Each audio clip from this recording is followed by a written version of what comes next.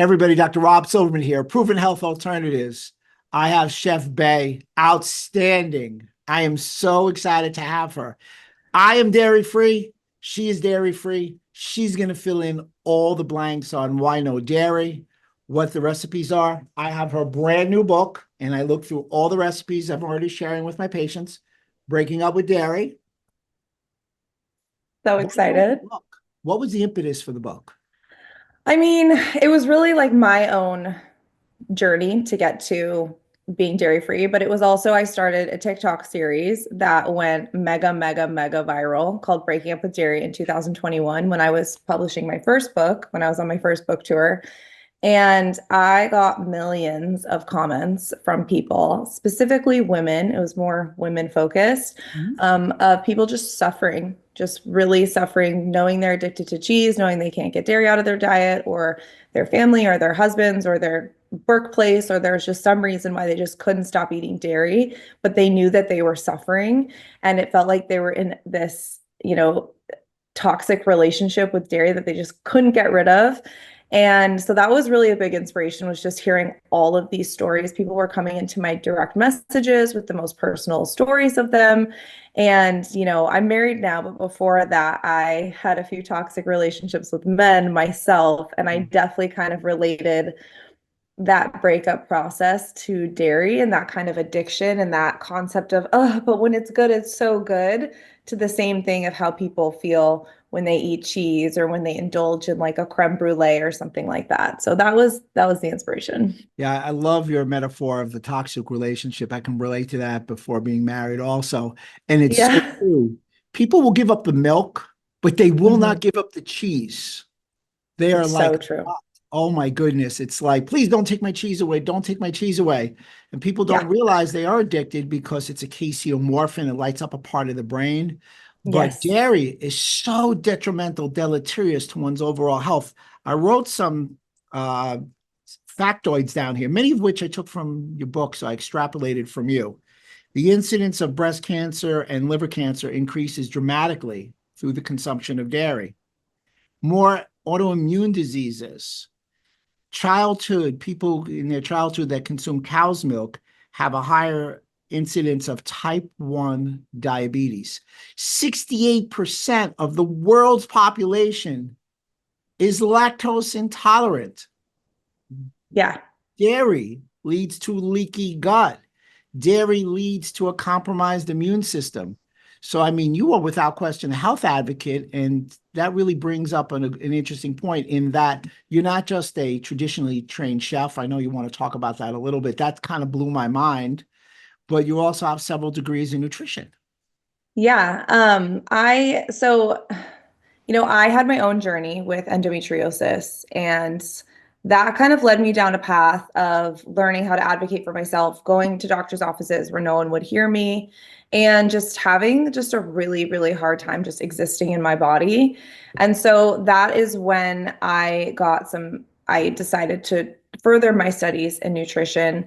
And also I started a podcast. So I decided that I would start a podcast. I would had it for 4 years. And that's really like where I learned the most, was because I was able to interview people like Dr. Michael Greger, Dr. Neil Bernard, Dr. Joel Furman, Dr. Michael Clapper, all these people who are like head honchos, who are doctors who are doing things differently. I actually went to go get my dietitian degree, and I actually quit halfway through because I realized it was so big pharma coded that I was like, I don't want to continue to do this. I'm not learning what I came here to learn. And so that's when I had to really start to go a different route to get certified with T. Colin Campbell, and to try to go the different route where I could really learn about agriculture without it being paid for by things like the dairy industry or big pharma, and really understand like what's going on for real. And I think that's so hard for people to learn because there's so much just noise out there. You never know who's paying for what science, you never know what's happening. So that was really my biggest lesson in life, was realizing not only do I have to be my own health advocate for myself, but I also have to advocate for my own learning, because you have to really dig to trust what information is being like put to you.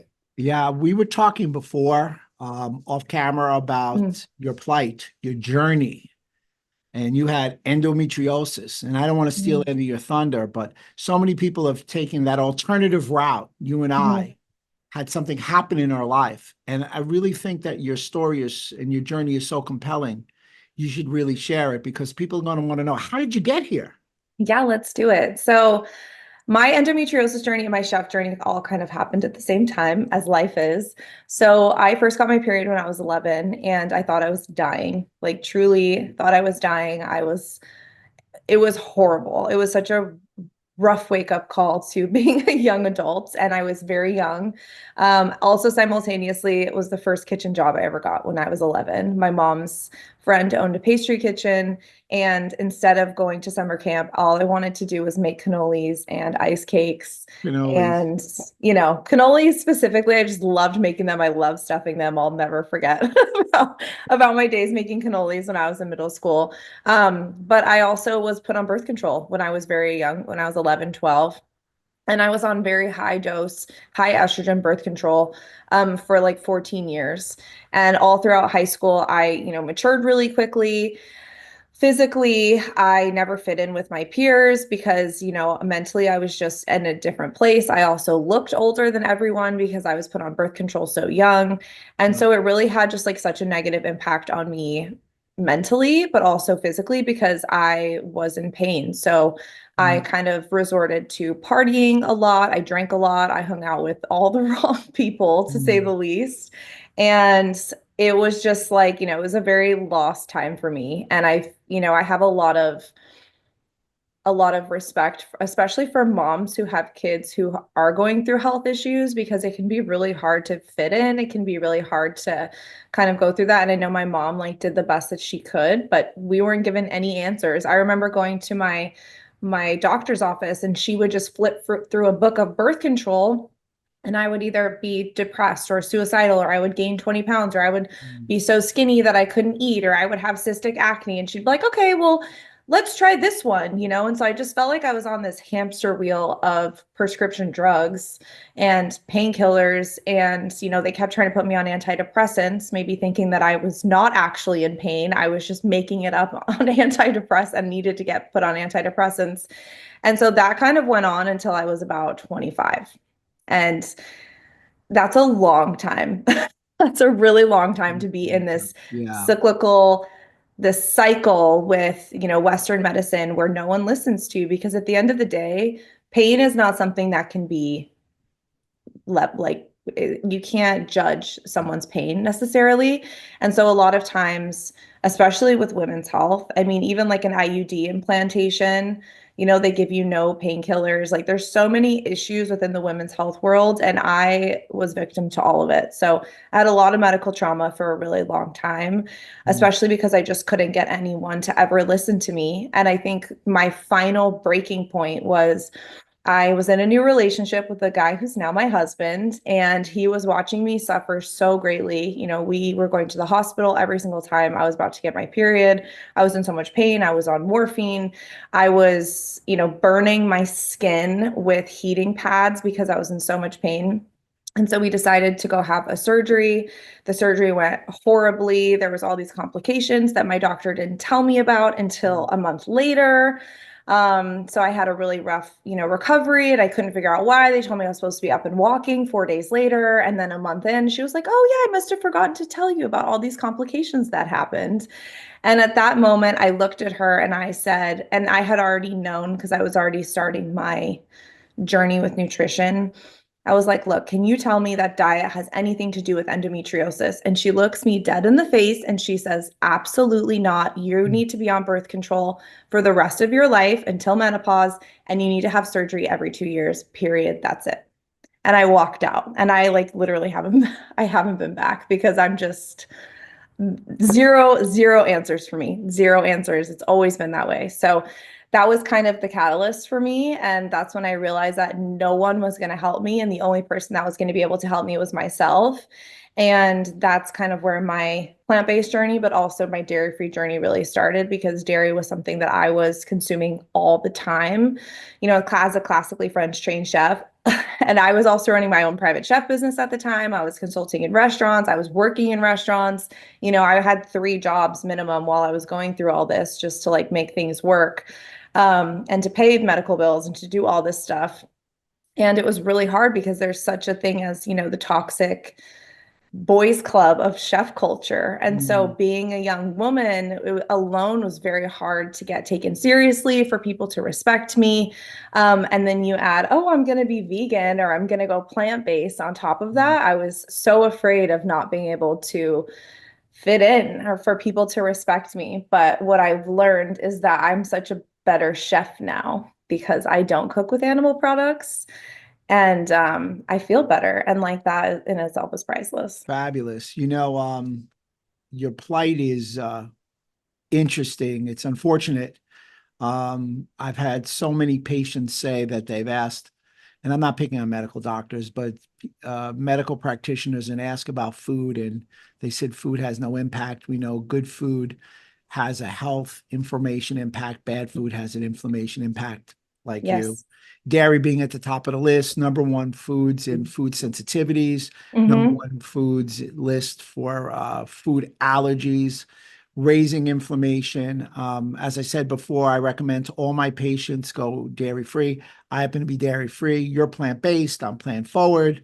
So I eat about 80% plants with some animal protein, sorry, fish, etc. Right. Hey, that's the goal. Honestly, like when I first went plant-based, I was like, I want the world to be vegan, because everyone has an angry vegan face when they first start learning about animal agriculture and factory farming, everyone gets a little angry at first. But now that I've been in this for, 7 years, I really just want to encourage people to do exactly what you're saying, to give up dairy and to eat predominantly plant focused, to really look at animal products as a condiment instead of the main source of calories. And I think that is beneficial not only obviously for your health of what we're talking about, but it's also beneficial towards shifting the way that we, look at our food system. It's shifting all sorts of different things, because there's such high demand for meat and dairy, the government is subsidizing and making it makes it seem like meat and dairy is actually more inexpensive than it actually is. Because of all the resources it takes, meat and dairy should be like very, very, very expensive. And we should have, subsidies on fruits and vegetables. But Agreed. because of demand, it's the opposite way. So if we can really shift consumer demand and use our buying power, we'll really actually be able to make change. And that's like what I really love to talk about and advocate for. Absolutely. About 3% of the American population is purely vegan, but 70% of Americans eat vegan food now. So Right. you're really on the precipice of a breakthrough, and you are without question leading the charge. And I'm Thank you. compelled by that. In addition to that, I'm going to pick it up again. I read the whole book, Oh my gosh. and everybody knows that I don't usually pick books up, but I want everybody to take a look. There's some reasoning behind it, but there's recipes in here. Everybody, I know you like recipes. You can follow all the recipes. The ingredients are good. She believes in organic, if I may speak for you now. And guess Hmm. what? Virtually everything is, yes, gluten free. Outstanding. You saw the Yes. two go together. Yeah, I mean, organic food is also, such a revelation for me, but I've always been that way. So I grew up in Boulder, Colorado, and my mom is a very crunchy, hippie almond mom, is what we call now. So my mom never fed us Lunchables or anything like that, and my mom was always about organics. So I'm very lucky that I kind of grew up with that mindset already. And the more, you learn about agriculture, the second that Bayer bought Monsanto, I don't know, I think it was like 5 years ago or maybe six. I don't know, time's flying. But the second that Bayer bought Monsanto, I knew that we were in trouble. And Monsanto is, the company that created Roundup. They're also a huge seed GMO producer, and Bayer's a huge pharmaceutical company. So the second you have pharmaceuticals, Roundup, and GMO seeds in the same company, you know that we're kind of in trouble. And so I think it's really important to think about organic. I think there's a lot of misinformation out there about how organic doesn't really matter. But one Mm, of the biggest things that organic produce does not have on it is glyphosate. And glyphosate is one of the most toxic, the most cancer causing, the most insane chemicals out there. And there's a few other really toxic ones too, but glyphosate is one of the most important. And so if you can't afford organic fruits and vegetables, you can always just buy them frozen because they're flash frozen as soon as they're picked. So they have just as many nutrients in them. And that way you can still get organic. I am anti-glyphosate myself. Glyphosate is Yeah. the world's #1 antibiotic, and that's not necessarily a good thing. As you said, the WHO has called glyphosate a cancer-causing product. That's in 93% of our soils. Mm-hmm. What do you think the cows, which reap the dairy, produce the dairy, are eating, what they're exposed to, which you have Yeah. coined inhumane amongst other Very. activities within there? Mm-hmm. So I'm a big proponent of organic. You know, you go to other countries, and I know you your heritage. You said that you were Polish, so I'm Eastern European. Mm, We don't have to talk about organic outside of the U.S. because people are not using these type of herbicides. right. So my Yeah. big question that everybody's going to ask is, okay, I want to change. How do I do this? This is hard. How do I give this cheese up? Okay, plant milk we can get to. What was the hardest and the easiest thing for you to do? Okay, I think the hardest thing is the social aspect. Mm, So, I think a lot of times it's easy when you're in a very controlled environment. You're at your house, you're at your grocery list, you got my recipes, you're vibing at home. But the second you go out, people are like, oh, come on. Like, it's just one cheese board. Or you're at a wedding and you have no control over the food. There's these certain social situations that make it really, really hard to change. And my advice to that is you just have to be strong. You have to be strong in your conviction and just have enough confidence to be like, no, this is not what I'm doing anymore. Please accommodate me. Or, what I do is I check the restaurant's menu. So if my friends want to go somewhere, I check the menu ahead of time. If there's nothing plant-based, I'll call, see if they can make an option for me, or I'll suggest a different restaurant. You really just like you do in the doctor's office, you have to advocate for yourself in real life as well, like outside in the world. And so I think that's one of the hardest things. And then also, the simple way to go about into it is to just replace your dailies. So your dailies are coffee creamer, or your Parmesan cheese that you put on your pasta, or your butter, or your cottage cheese. There's recipes for all these in the cookbook that are all simple to make. The cottage cheese specifically is one of my personal favorites. I'm obsessed with my vegan cottage cheese recipe.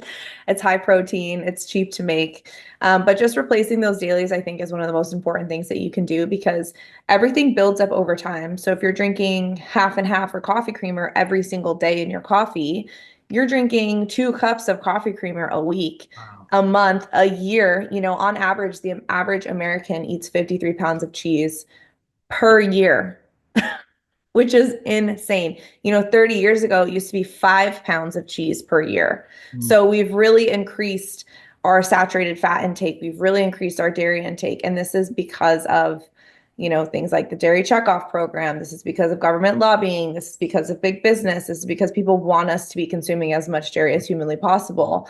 So you really have to think about all those tiny little ways that you get it. So if you eat a processed food or you eat chips, for instance, that's like your little snack, look and see if there's milk powder on the back, because 9 times out of 10, there's going to be milk powder on the back, or whey, or things like that. So replace those dailies. For instance, if you do a whey protein powder, first of all, whey is rough on your gut health. Mhm. You can replace it with a pea protein powder, or there's a bunch of different, like Four Sigmatic has a great protein powder that has quinoa protein. It's got 5 different proteins in it. So there's all sorts of different replacements. You just kind of gotta want to make that step. Yeah, some great points in there. #1 source of saturated fat in America, dairy. Yes, cheese. Casein and whey are the problems with, they're the proteins within dairy. 80% Hmm. of the protein is casein. It's slow acting, so it's going to really take a while to get through your body. Very detrimental. And as you said, whey protein, I don't recommend whey protein in my office anymore. We used to, we didn't know better. We're dairy free now. You don't know Now, till you know. right. Okay, I love you both. Breaking up with dairy. Let's get it up in the camera. You talked Yes. about recipes. Give me Yes. some. Can you share some? Yeah, I can go through it. Can you share Yeah. recipes with cheese? Let's do it. Where to So the buy it, first how to make it. Help me out. Yeah. So do you want cheese specifically? Let's start with cheese and then we'll get to the plant-based milks because that's exciting. Okay, so the cheese chapter is called the one you can't live without because let's be real, that's what everybody says. Right. But there's everything in there. So we have a Parmesan cheese made out of potatoes, an Asiago cheese made out of macadamia nuts. There is something I like to call a young Gruyere. So, as a Mhm. French trained chef, I used to literally smuggle blocks of Gruyere cheese out of my culinary school into my culinary bag because I love the Gruyere so much. So I wanted to make a Gruyere that required no aging, but still had that. It's a soft instead of a hard cheese, but it still has the exact Gruyere flavor. So I absolutely love that one. I also want to tell you too that all of these cheeses require zero fermentation.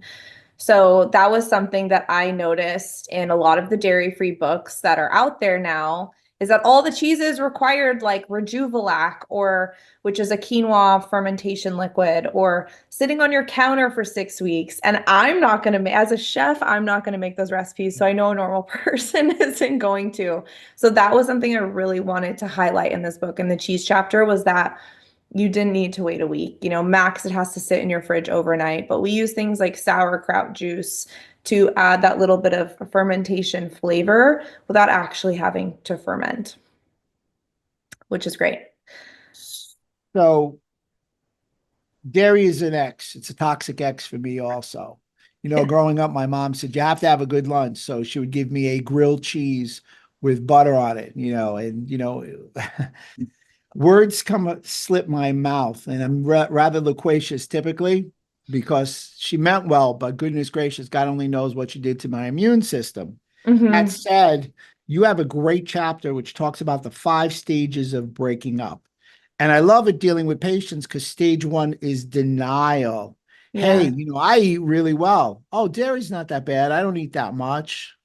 So could you Yeah. go through a couple of the stages so people are able to make that transition? Because I think that's the key component to get to Yeah. your outstanding recipes. Well, that's honestly why I had that chapter before the recipes, because I think we really need to go through the emotional stages of breaking up before we can really like welcome in new recipes and a new way of being. We really have to mentally be there for it.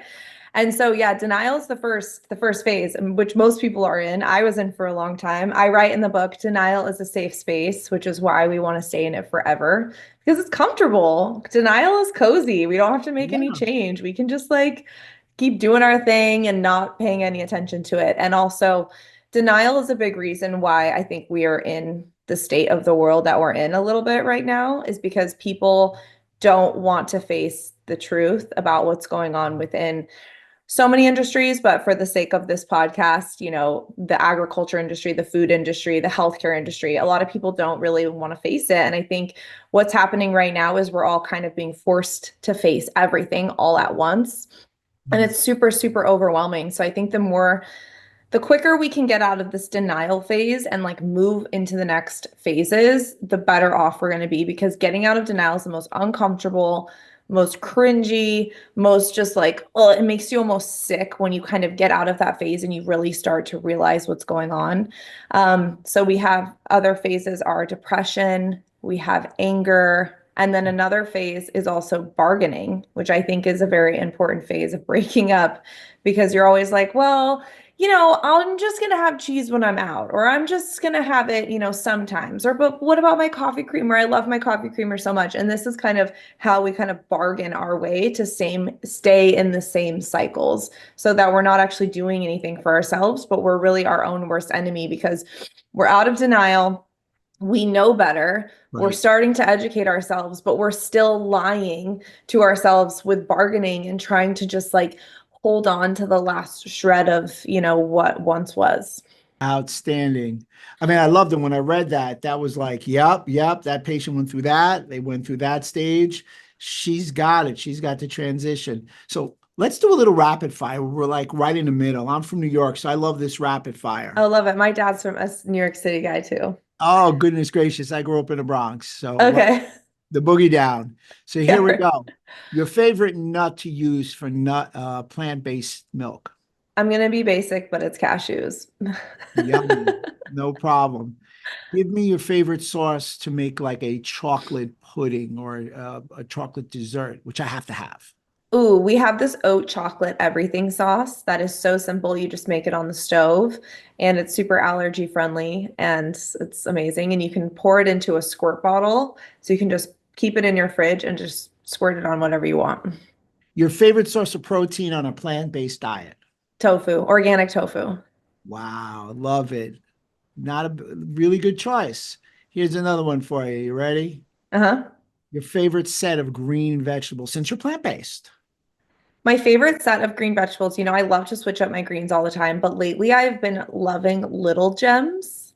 I don't know if you've ever had little gem lettuces, but they're Okay. so crunchy and they're kind of a little bit sweet. They're so good. And if you pair them with arugula in a salad too, you get that like bitterness, you get the sweet, you get the crunchy. Those are my favorite right now. I'm kind of on a hyper fixation of little gem lettuces, actually.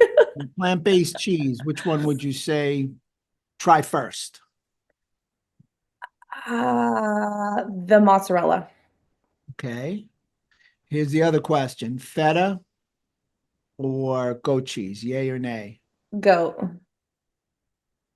And So, there's a goat cheese recipe in this cookbook that will literally blow your mind. Like you'll never be the same afterwards. no feta, but goat.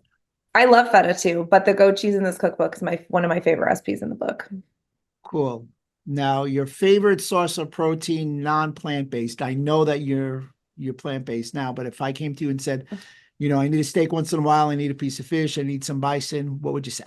Oh, I feel like that's a trick question. I No, don't no know trick what questions. We're answer. friends. We're gluten-free and dairy-free together. I mean, I'll just say I do make fish for my dog because my dog can't eat anything else. She's got allergies. So I'll say Okay. like sustainable fish. Yeah, if that's even a real thing. The first recipe you would recommend for me to try in Breaking Up with Dairy by Chef Bai, if I'm Yes, making a conversion into the world of no, dairy free. yeah. So I would probably say the whole milk is a really great place to start. It's a perfect replacement for whole milk. You can also make it a little bit thinner by just adding a little more water to make a perfect cashew milk. And it's great for kids. Kids love it. If your kids are drinking whole milk or, anything like that, kids love it. That they literally can't tell the difference. And it's super frothy. It goes great inside of coffee. It makes a perfect barista milk. So I would definitely say the whole milk is like a perfect glide into what's next. Let's talk natural sweeteners. Yes. Add to the milk, to my Dates. Java, which are dates. Okay. That'd be number Yes. one. Anything else? So we use dates to thicken and to sweeten. So that's why we get away with not using any gums, any preservatives, any oil. So we use date, and dates are so great for you. They're really high in folate as well. We also use coconut sugar, and you can use agave or maple syrup depending on what flavor you're going for. Now, I noticed you said no oils. I did notice in your book there's one oil that you use if you have to use an oil, and that was coconut oil. I do use a refined coconut oil. I tried to make the recipes as oil-free as humanly possible. But in order to get a cheese that shreds and slices and melts, specifically melts, you have to have a little bit of neutral oil in there or it won't ever melt. And so coconut oil has that um, consistency where it can get really hard and then it can melt into an oil. And so we use small amounts of refined coconut oil in just a couple of the recipes so it can melt and kind of do that cheesy thing that you want. I need to have dinner tonight. So I'm really Mhm. drilling you quick. I told you I'm not letting you off the hook. I People love want it. this will be my first, obviously not, but my first vegan dinner. What would you Uh-huh. suggest? What recipe would you recommend? So the vodka rigatoni is delicious and it's so simple to make. You use the whole milk recipe inside and you can use it with gluten-free pasta because I have a feeling you're maybe gluten-free. So you could do that. I think that's probably a really good place to start. Waffles or pancakes in the morning? Ooh, if someone else is making it waffles, if I'm making it pancakes. Wow. When do I get some pancakes in the mail from you? That's what I'd like to know.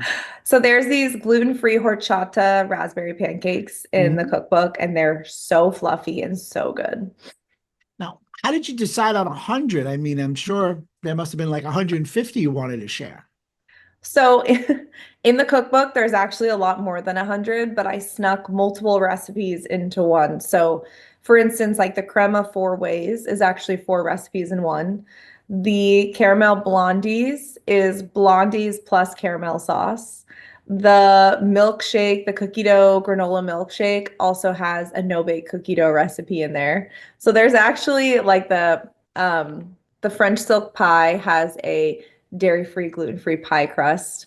So the publisher said 100 recipes, and I did have like 150. So this is Yeah, how I smashed them all in there. because the book is quite voluminous. It's great. I mean, it's really an encyclopedia of Yes, non-dairy recipes. It's that's what I outstanding. wanted. Yeah, Thank you you. did you succeeded.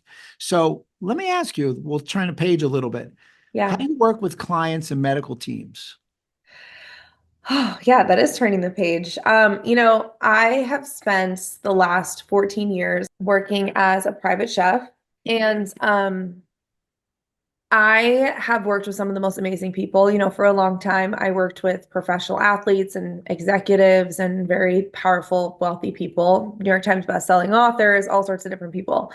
And, over time, as my illness kind of progressed, and not necessarily as my illness progressed, but as I got more exhausted with having endometriosis, I realized I really wanted to work with just regular people, families. I wanted to figure out how I could, make this more accessible to the average person. And so a big jump for that was being able to work with not only a family and say, hey, this is how I can help what you're eating. This is how we can, adjust how you travel, all these little things in your lifestyle that are causing all these symptoms and all these things. But also, I want to talk to your doctor or help you find a better medical team or, work with your acupuncturist so that I feel like people don't feel supported on their health journeys. I think a lot of times people feel Right. like they're flying solo. And at the end of the day, we all need people that are on our team, are in our tool belt that we can call, that we can rely on.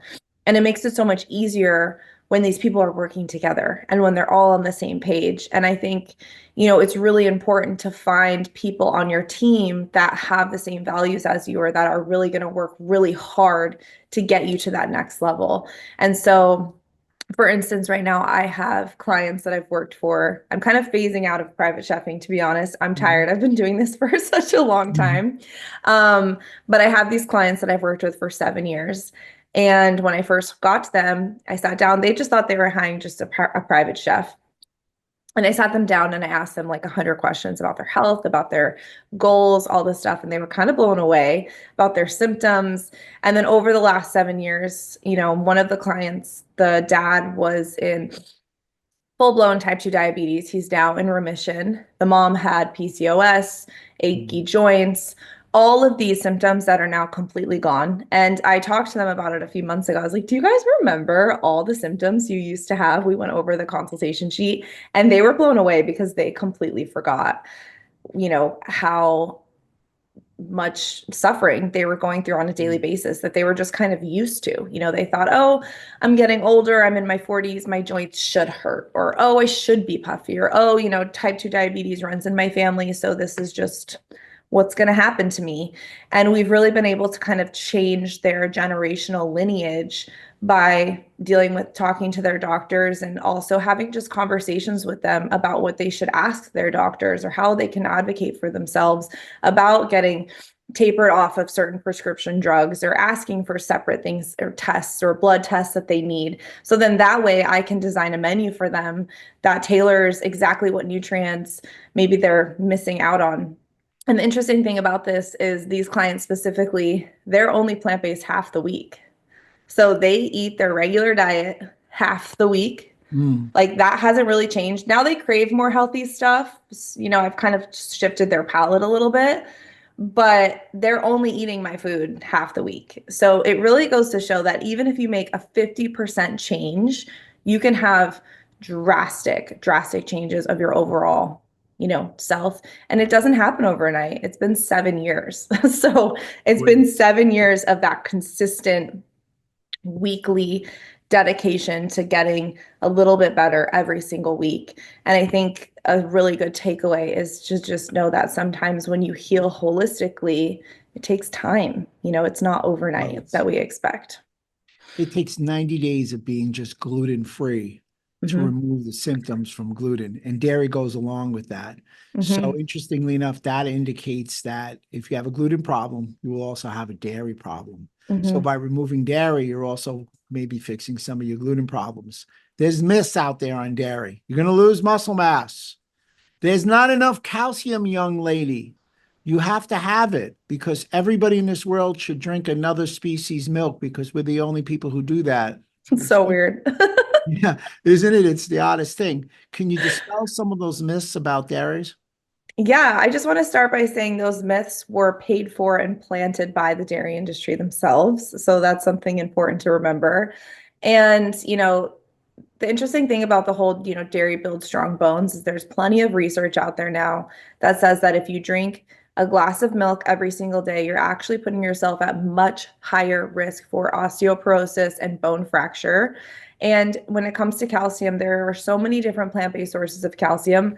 My favorite one being chia seeds. I put chia Mm. seeds in my smoothies, chia pudding. I love chia seeds. There's so many different plant-based sources of calcium. So that's something to think about too. This hold that dairy has on us is planted by the dairy industry. So, when I was doing research for this book, a lot of what I was researching was how much money the dairy industry is spending on certain things. And one of those things that the dairy industry is spending money on is millions and millions and millions of dollars paying social media influencers and people to promote things like the carnivore diet, to promote things like raw milk. Like all this stuff isn't just a wellness trend because someone just discovered something new. This was all planted there by the dairy industry. And maybe wellness has caught on, and now people are thinking this is some revolutionary new way of being rebellious towards the system. But at the end of the day, if you're part of the raw milk trend, you're just making it easier and cheaper for the dairy industry to sell you milk because they don't have to pay to pasteurize it, you know? Wow. We talked about before. I lecture all through the U.S. and internationally, and I happen to go to Wisconsin 2 or 3 times a year, and they're cheeseheads with, Cheese curds. Yeah. and they like raw milk. And I would really love you to come with me or pipe in one time through a virtual Yeah. because you'll get some kickback. Let's just try that. Oh, That yeah. said, you know what? My buddy in Switzerland, he loves this moment that we have in a podcast where we list 3 key takeaways to make his life better for tomorrow after listening to us Mhm. for about 45 minutes. So the Yeah. stage is yours, Chef. What 3 takeaways do you want from this podcast? All right, the first takeaway is when you're going on a dairy-free journey or you're going to advocate for yourself or you really want to make a big change is to have compassion for yourself along the way, to remember that we have been programmed to think a certain way, to buy certain things, to eat a certain way. So while you're going against the grain and literally swimming upstream, have compassion for yourself along the way. It's so important. Like, it's okay to not be perfect. You just have to keep putting one foot in front of the other. So that's the first one. The second one is that, you are addicted to cheese. So when you eat a plant-based cheese, you may not get that same dopamine rush and it may not hit the same way. And that's Mhm. literally because you're not getting the chemical reaction that you get when you eat cheese that makes you say, "Oh, I just need more of that." So that's something else to remember is that you're addicted to cheese. It's okay. You're going to have some, when you get rid of cheese out of your diet, you're going to miss it for a little bit, and to just let yourself have that human experience. And then the third thing I would say is that, to replace, like I said before, just start by replacing your dailies. So start by replacing your coffee creamer, the things you eat every single day, and take it one step, one meal at a time. And when you do that and commit to one step every single day, you'll wake up a year from now and your life will look completely different. And I'm going to help you out here. I'm going to add number 4. Get a recipe book. Gary. A guide. You need a guide. A guide. What better than that? By Yes. Chef Bai, Bailey Yes. Runkus. And that'll help you because I'm using it already. I made copies for patients. Sorry, I've told people to purchase the book. So Thank how you. can people get more? How can they hear about you more, get the book, Yes. etc.? So we'll have a big book launch party here in San Diego where I live on the 15th, and then we'll be in Palo Alto, Boulder, Colorado, Austin, and Nashville. So if you want to hang out with me in person or you want to ask me any questions or watch me demo, I'm actually making vegan burrata or dairy-free burrata at Williams Sonoma, one of my favorite recipes in the book. So it'll be a great way for you to kind of get that hands-on experience, talk to me in person. I'm obviously going to sign all the copies. So you can find all that information and also how to order a cookbook at breakingupwithdairy.com. Outstanding. This has been great. It's funny. I'm really happy that I was able to get you. I saw you Yeah. yesterday on like 3 different channels. I mean, you're the hottest thing since sliced bread. Oh, I can't say that. Well, Oh my gosh, gluten-free, thanks. dairy-free bread. Thank you. Yeah, I'm actually like nervous. We've been working on this for 2.5 years. We've invested everything we got into this cookbook because I really believe in it and I really want to make a change. And you know, this is everything to me and my husband. My husband works for our business full time as well. And so we're nervous going into a book launch like this because we really, not only hope it receives well, but we hope that, especially with everything going on in the world, we hope that it gets into the right people's hands and that enough people see it. So yeah, I'm trying to literally be everywhere. So if you're seeing me everywhere, you know that it's working. It's a good thing and it's working. And I can really appreciate from the heart a woman on a health mission. Thumbs up. Thank you. Thank you so Been my much. pleasure, Chef Bai. Dr. Rob Thanks. Silverman, Proven Health Alternatives, always yours in health.